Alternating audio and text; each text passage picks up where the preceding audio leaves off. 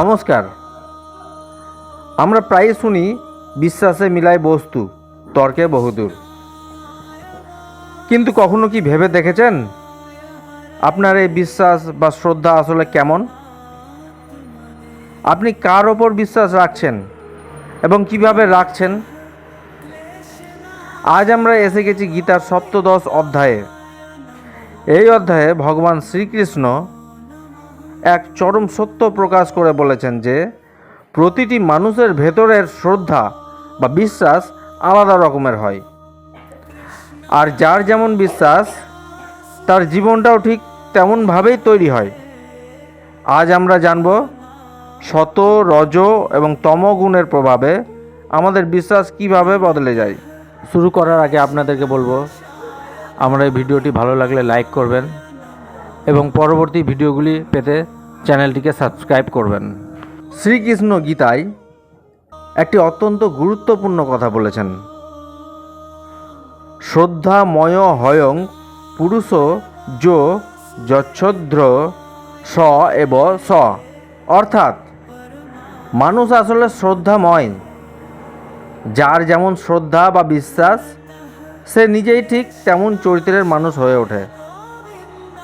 কৃষ্ণ মানুষের বিশ্বাস, আহার, যজ্ঞ এবং তপস্যাকে তিনটি ভাগে ভাগ করেছেন। প্রথমটি হলো সাত্ত্বিক শ্রদ্ধা।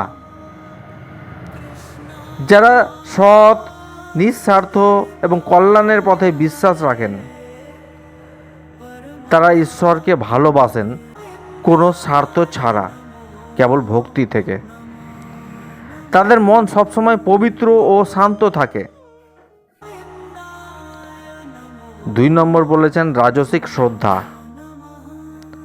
যারা নিজের নাম, যশ, ক্ষমতা বা কোনো স্বার্থ চরিতার্থ করার জন্য বিশ্বাস রাখেন, তারা ঈশ্বরের কাছে যান কেবল কিছু পাওয়ার জন্য, যেমন টাকা, গাড়ি বা সামাজিক সম্মান।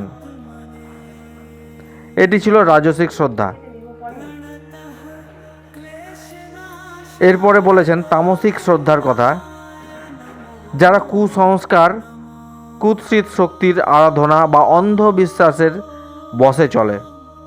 এই বিশ্বাস মানুষকে অলস, হিংস্র এবং ভ্রান্ত পথে নিয়ে যায়। শ্রীকৃষ্ণের এই শিক্ষা আমাদের মনে করিয়ে দেয় যে আমাদের বিশ্বাস অন্ধ হওয়া উচিত নয়। আপনি যদি শুধু নিজের স্বার্থের জন্য বা সমাজকে দেখানোর জন্য পূজা অর্চনা বা কোনো ভালো কাজ করেন, তবে তা রাজসিক বা তামসিক হয়ে যায়। প্রকৃত বিশ্বাস হলো সেটাই যা আপনার মনকে ভেতর থেকে পরিষ্কার করে, আপনাকে দয়ালু করে তোলে এবং ফলের আশা ছাড়া কাজ করতে শেখায়। তাই নিজের বিশ্বাসের মান উন্নত করুন, জীবন নিজে থেকেই বদলে যাবে।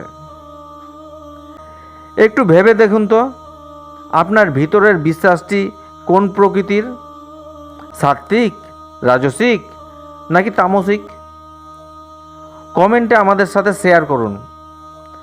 পরবর্তী 18 নম্বর পর্বে আমরা পৌঁছে যাব গীতার অন্তিম বা শেষ অধ্যায়ে, যা হলো পুরো গীতার শ্রেষ্ঠ সারসংক্ষেপ। ভিডিওটি ভালো লাগলে লাইক দিন এবং প্রিয়জনের সাথে শেয়ার করুন এবং আমাদের চ্যানেলটি সাবস্ক্রাইব করুন। জয় শ্রীকৃষ্ণ।